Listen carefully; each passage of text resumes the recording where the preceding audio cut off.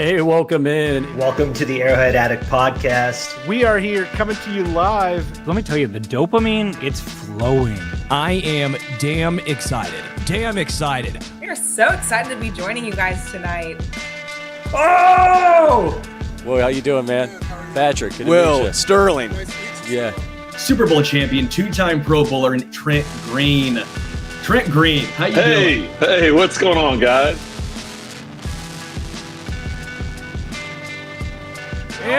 He picked it up! He picked it up! He's gonna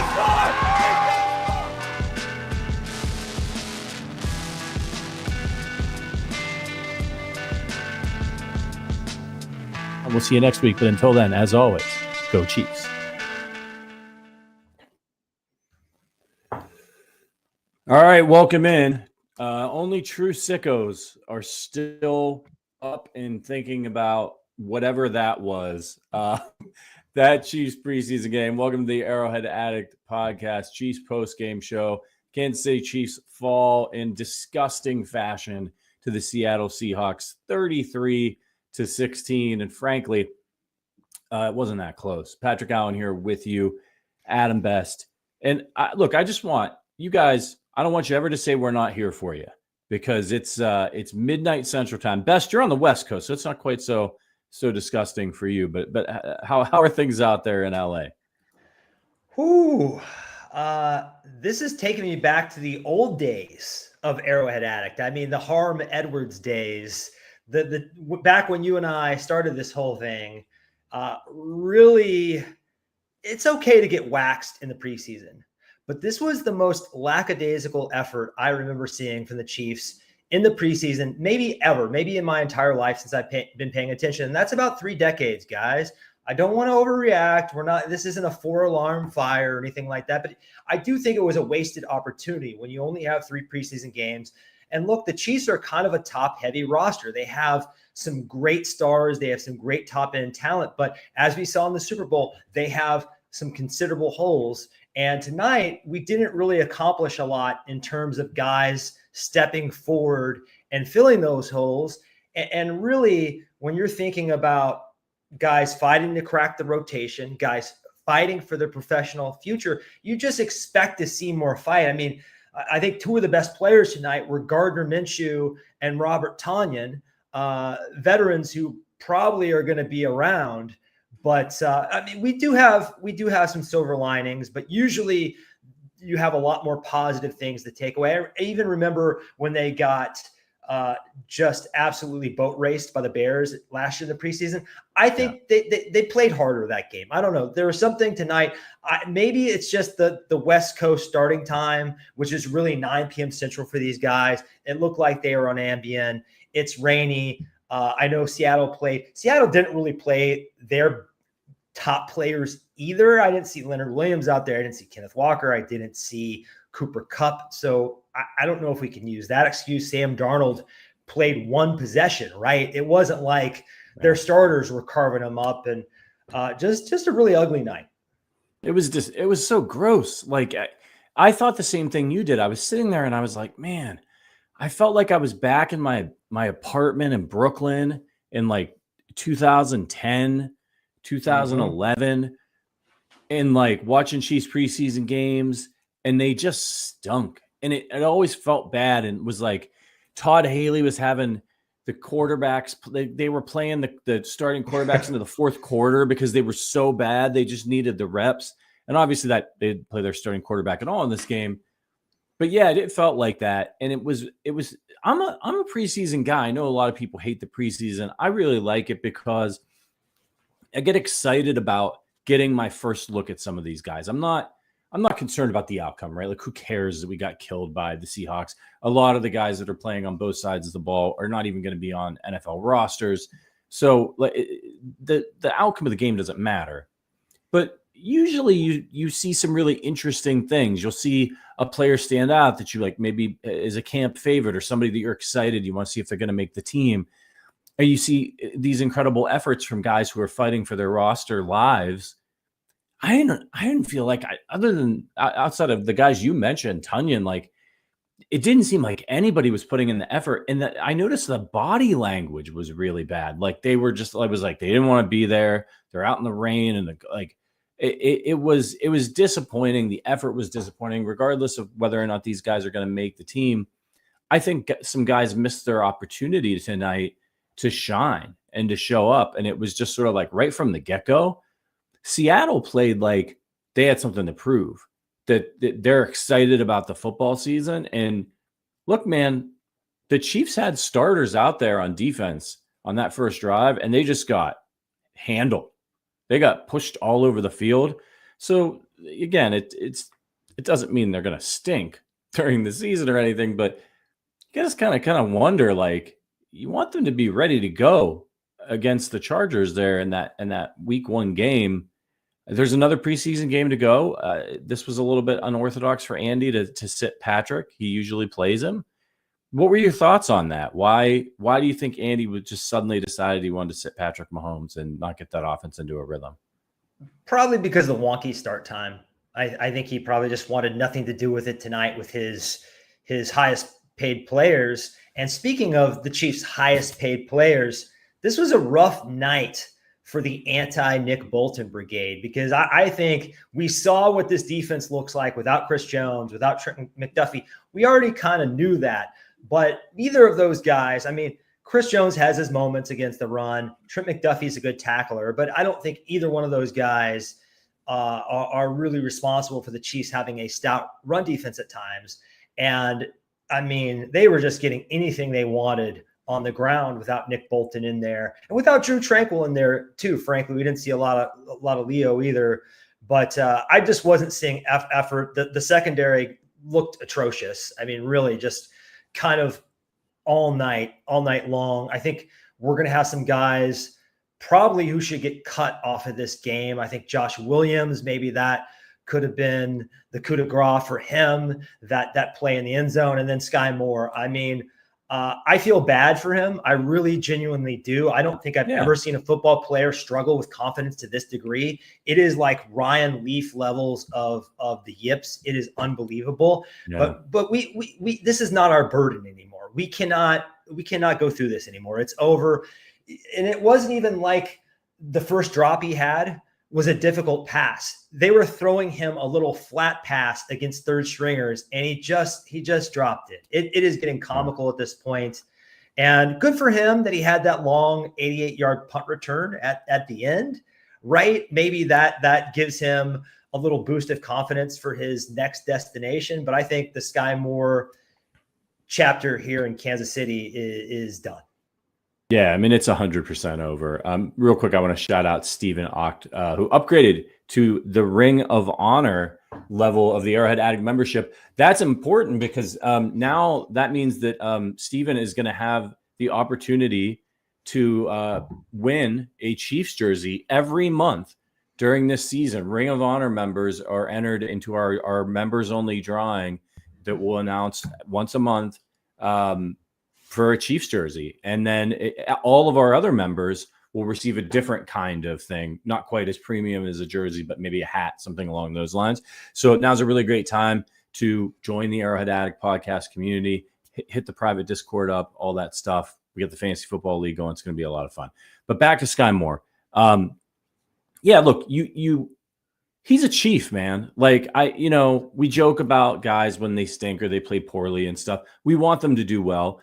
Skyy Moore, he's played his part in Kansas City. He contributed in an important way to the Chiefs getting one of these Super Bowls, and the rest of it really just didn't work out. And it's not going to work out here in Kansas City. And I'm with you. He seems like he just has no confidence, and he probably needs a change of scenery. And he'll get one. He has talent, as you saw on the punt return.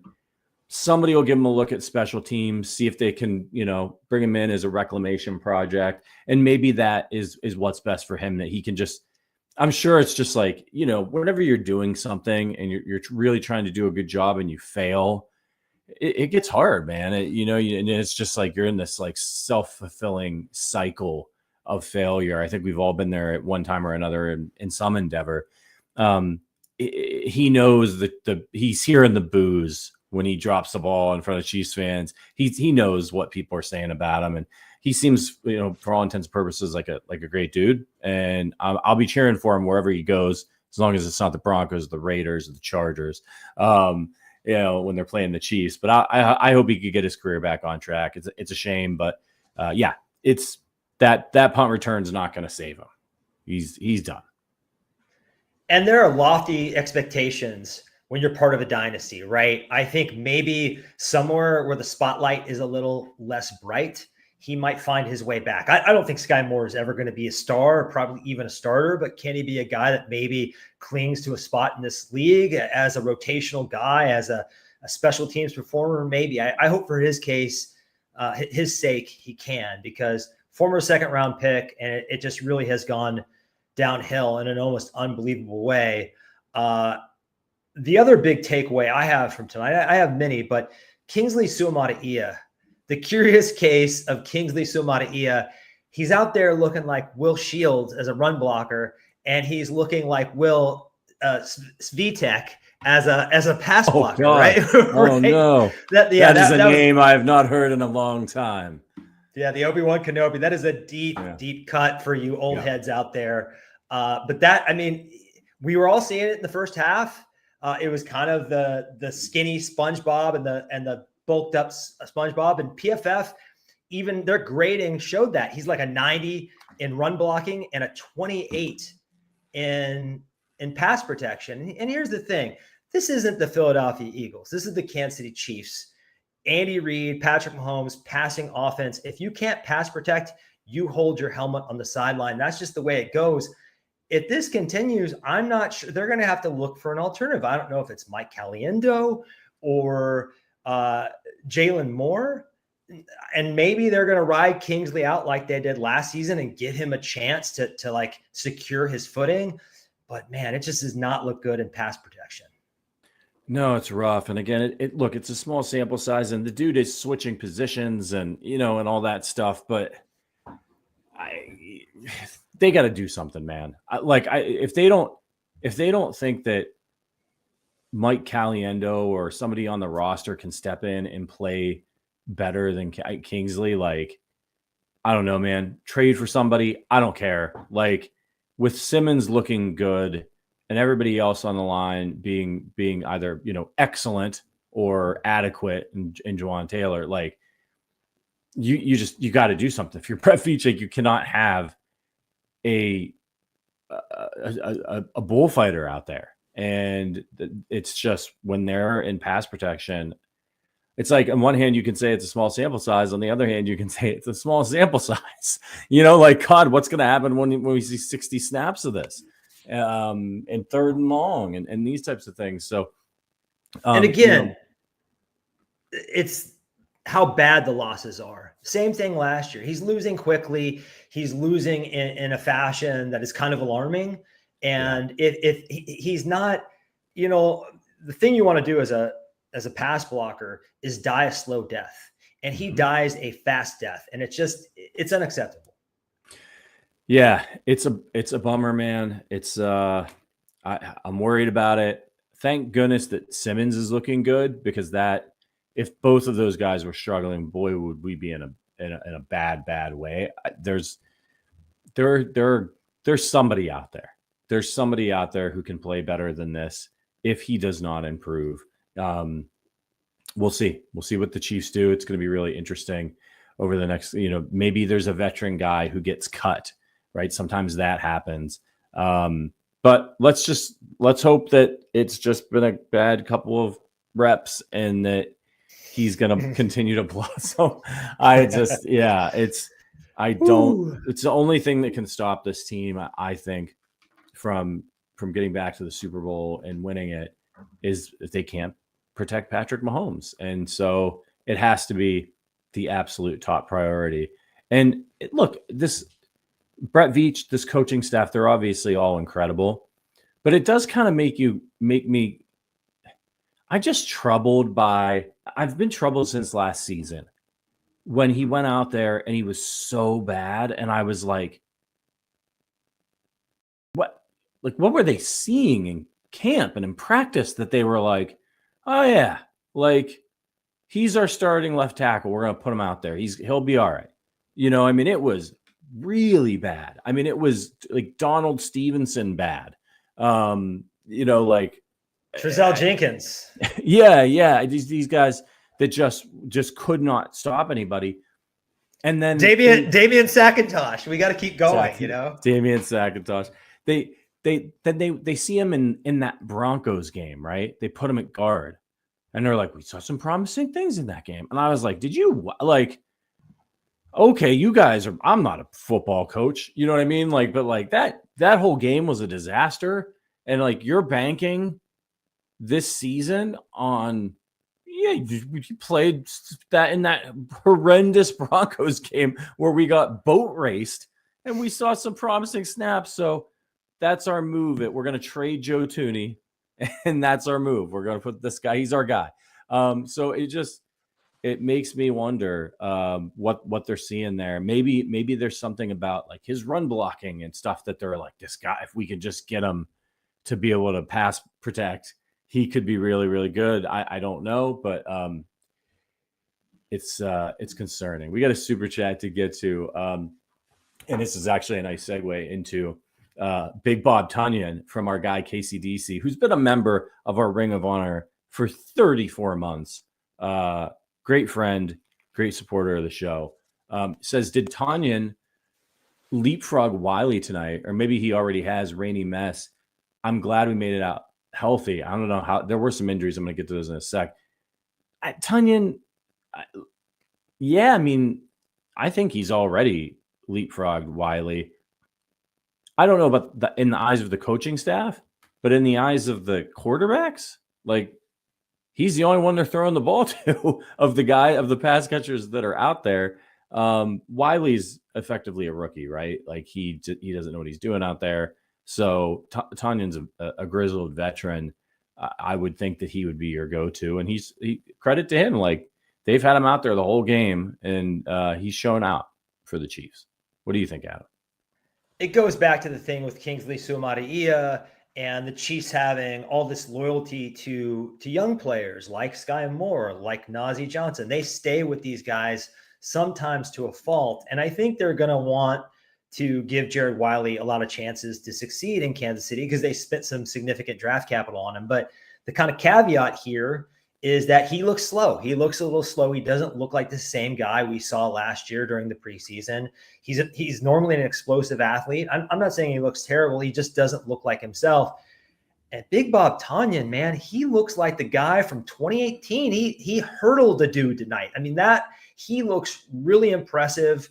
This is the best I've seen him. You and I play a lot of fantasy football, so we see these guys. This is the best I've seen him look in 5 years since that ACL injury and 2020 or whatever it was. This is like Packers Bob Tonyan. So I'm impressed by him. I'm not saying he's going to set the world on fire, but is he going to come in as a third guy and maybe help take some snaps away from Kelsey so we can do some load management and kind of help Noah Gray and maybe some 12 and 13 personnel? Yeah, I think he can probably do more, especially since he's a better blocker than Jared Wiley, who's not really a blocker at all. So I think Big Bob Tonyan is on the team. I think he's the third tight end right now.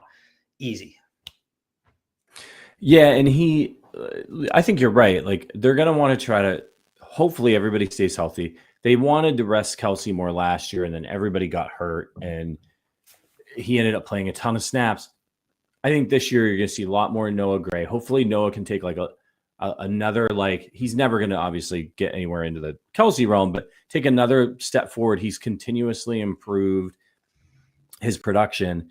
And then Tonyan can step into that Noah Gray role a little bit. And, catch his stat lines are going to be he's going to go 3 games with no catches, and then he'll get a catch for 12 yards, but it'll be a first down. And that's what you're looking for in this guy, because you're going to have Kelsey out there. You're going to have Noah Gray, and he's option number 3.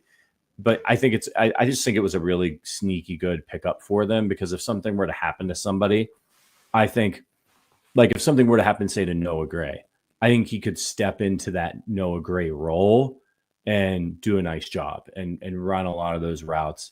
So that's, there wasn't a lot of silver linings in this game, but Big Bob Tonyan with 5 receptions on 5 targets for 41 yards and a touchdown. What was really nice about that touchdown was that it was so funny because after he got open, the corner that was covering him was crying to the ref about pass interference. And if you go back and you watch it, he was mugging. He had Tonyan in a bear hug the whole way down the field. And Tonyan just kind of went one way and escaped, maybe gave him a little tap. But Tonyan kept moving. And that's going to be really important with a guy like Patrick Mahomes as your quarterback, who's going to extend that play to the last possible second. He's a nice big target. So, maybe he's a little bit of that red zone threat too for them down there. The Jody Fortson special. I saw a couple other things on offense I liked. Isaiah Pacheco catching that flat pass early in the first quarter. Not the biggest deal in the world, but I saw Michael Florio, not the bad Florio, guys, the Florio that covers fantasy. Big Florio day today. He said that this was only the 4th time since the injury that Pacheco has exceeded 17 miles per hour. He only did it 3 times post-injury last year. And I think on his 2nd or 3rd touch this preseason, he's already doing that. And I thought he looked like he was just kind of ramping up, like he was going to go faster if that was blocked a little bit better. He looks pretty good to me in terms of recovering from that injury where he just didn't look right. Even in the Super Bowl last year, he just never completely got back to being himself. And then Brashard Smith, I know it's just one play, but he gets stuffed. It should be a tackle for a loss. He does a nifty little spin move and takes it about 15 yards. And that's what the Chiefs desperately needed last season, is a guy who can make something out of nothing in the backfield, do a little bit of that Jerick McKinnon. And again, it's not the biggest deal in the world, but when you are in the desert, finding a puddle of water is pretty refreshing, right? So we saw something tonight from Brashard Smith. I'm excited. I'm not excited about Elijah Mitchell anymore. I think it's not just like the way he performed. He didn't get a lot of opportunities tonight, especially behind good blocking. But the coaching staff clearly is choosing to give the ball to Carson Steele over him. And look, Brashard Smith is having kind of similar opportunities to Elijah Mitchell. And I just think tonight he made the most of them a little bit more, for sure. Yeah, I was excited about Brashard Smith. I have been to see him all preseason. The problem is the Chiefs, they don't run that much in the preseason. For maybe Andy's worried about the wear and tear that these running backs take. And in this game, they were so horrendous on defense that they lost the time of possession quite badly. It ended up being 38 minutes to 21. So, I mean, the Chiefs just didn't get nearly as many plays. They had 39 plays in this game. 39 to 69 for Seattle. So, even if they did want to give some of these guys more run, they couldn't get first downs and they couldn't get their defense off the field. So we didn't get to see it. But you're right. I was hoping to see more of Brashard Smith out of the backfield. We got to see 3 carries tonight. You mentioned his highlight run went for about 10 yards. He averaged 7.3 yards per carry. He's got juice, man. Like, you see it when he gets the ball in his hand. He's got juice. Pacheco had juice on that one touch that we weren't seeing at the end. His burst was back. I didn't see that tweet about the 17 miles per hour, but I believe it. I watched it and I was like, he looked good in his run last week, and he looked good, this week. Now, is the vision issues, are those still going to be there? Perhaps, but at least if there's a hole, he can run through it and not get arm tackled. So that was good. It was weird that they gave Carson Steele 7 carries. Just because it's like, don't you want to see these other guys? But these aren't big, huge backs, right? Brashard Smith and Elijah Mitchell aren't very big.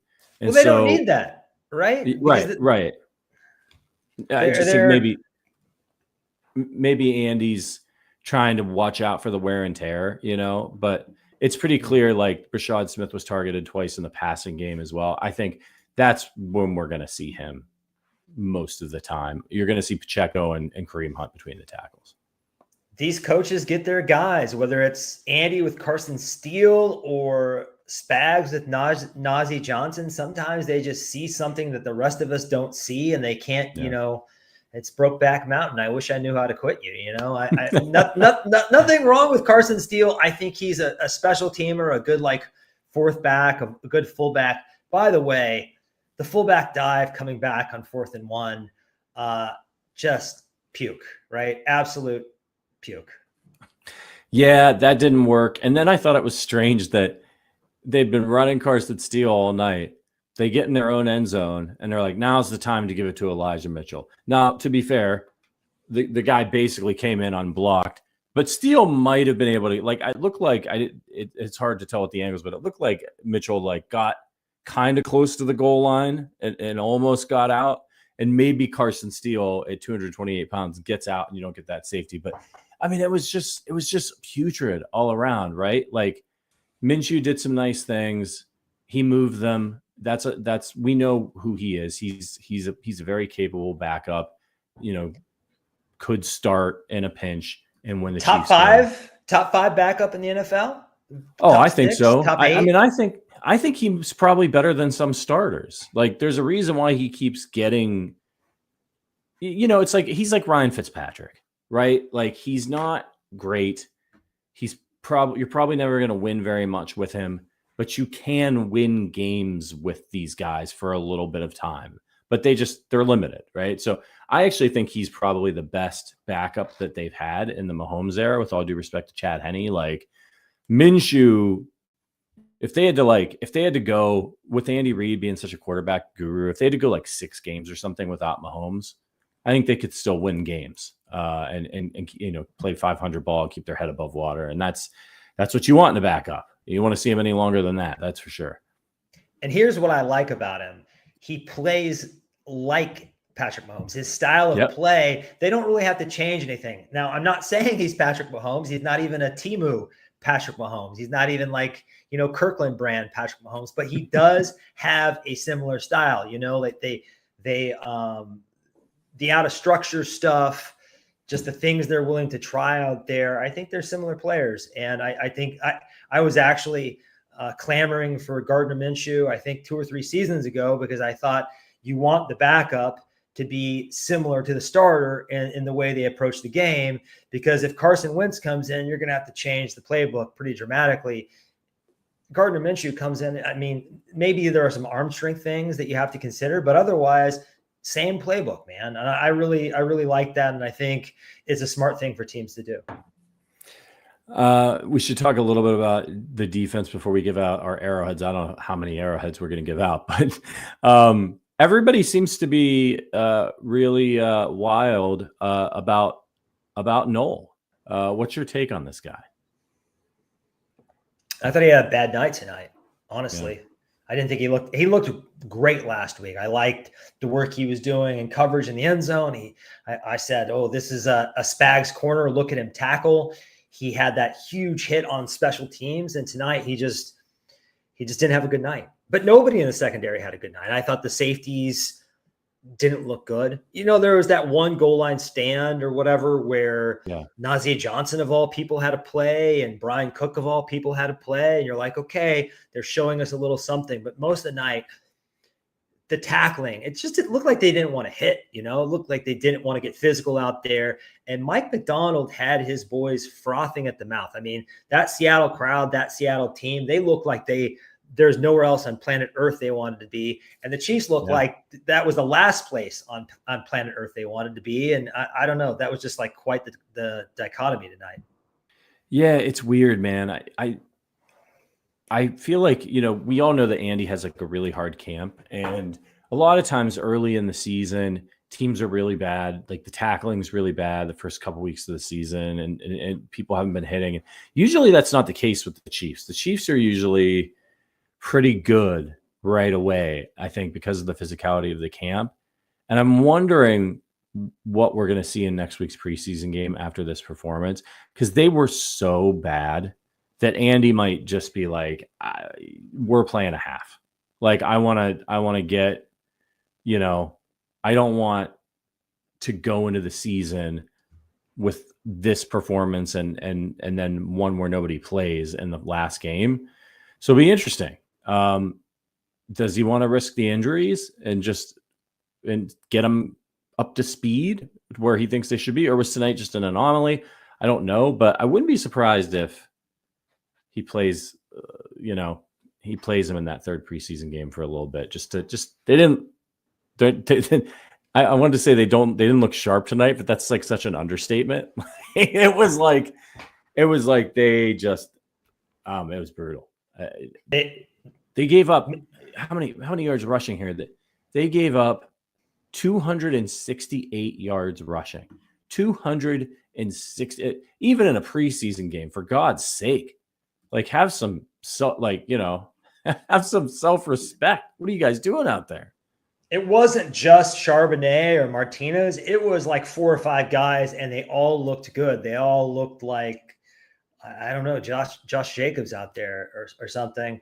I said on Twitter that sometimes this team has a little bit of Pat will save us, and when he's not around or he's not like carrying the team, everyone just kind of looks at each other and doesn't know what to do, who's going to make a play. I don't want to go too far with that, but I do think we saw a huge leadership vacuum tonight. They really feed off of Nick Bolton and Travis Kelce and Chris Jones. And when those guys are not out there, I mean, I know there are a lot of teams in the NFL that have stars, but there are very few that kind of like depend on their stars like the Chiefs do. I mean, last year you saw time and time again, Patrick Mahomes and Chris Jones were closing out games almost to a level we've never seen before. I mean, what were they, like 11-0 in 1-score games or something? So I just think they really depend on their leaders. They really feed off their leaders.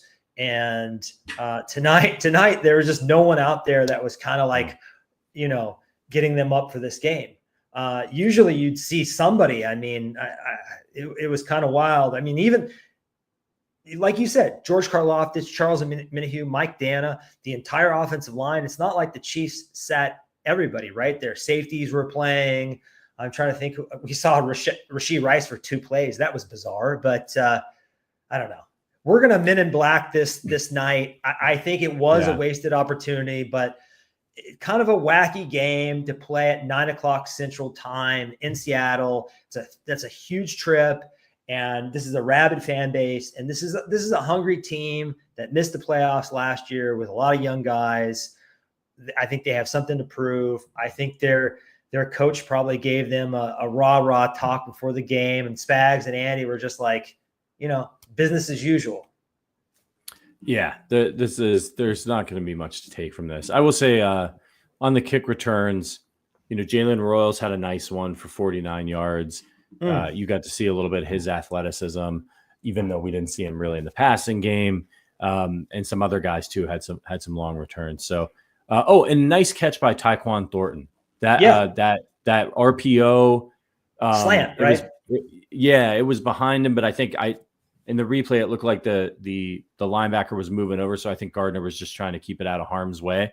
But that was a tough catch. He had to make a serious body adjustment, come back. He came down with the ball. So that was really good. I did think on the one catch that Juju had, boy, he looked slow. I know it was just a one catch for 3 yards, but like I think a lot of other guys, like Xavier Worthy gets that first down and he just got cut down. So we'll see. One play it's hard to judge, but he ain't getting any younger. Xavier Worthy might have cut that up for a touchdown. I mean, he was not. He was not moving there. Really quick on Tyquan Thornton, he has been billed as a speedster, as kind of a deep threat and all these things. He's going to catch the ball in traffic and be part of the intermediate game and kind of be able to move around the formation like that. That really improves his chances of not only making this team, but showing up on Sundays a little bit. I just kind of like, it's like that Shaquille O'Neal meme. I was unfamiliar with your game. I mean, maybe we're seeing something that we didn't think was there. Maybe he and Skyy Moore. Maybe Skyy Moore should go to New England, and it's Thornton's. He's a talented guy. He's been showing out. Nico Remigio may be in trouble because he looks like he should be making the team based on what we've been hearing and seeing from camp and the little bit we've seen of him in the preseason. So we shall see. All right, we're not going to talk about this game anymore because it's just brutal, and it's 12:30 a.m. I am solo parenting too, man. Like my wife is away for the weekend, so thank God Rory is still asleep. But yeah, he's going to get up. That game put him to sleep. I mean, how could it not? Yeah. Thank God he slept through that. But before we get out of here, as is tradition in a post-game show, we do give away arrowheads to standout performances. So Adam, is there anybody that in this game that you thought did a nice job you want to give an arrowhead to? Yeah, the guys that really showed up. I think Robert Tonyan, most of all, deserves one. I can't really think of a ton of guys, maybe Gardner Minshew, but Robert Tonyan, I think, is the most deserving player of earning an arrowhead tonight. Yeah, he stands out in this one. For me, you know what? I'm going to give one to Skyy Moore. It'll be maybe the first and the last time he got a touchdown. That was a good return. He's on the sideline in a game that even he was putrid in. At least he did something. A lot of other guys were bad or did nothing. So I'm going to give mine to Skyy Moore. And is there anybody else here who really deserves one?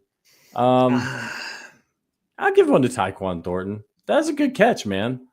That was a good catch. We're talking limited sample sizes here, so I was happy with that. Oh, how about Simmons?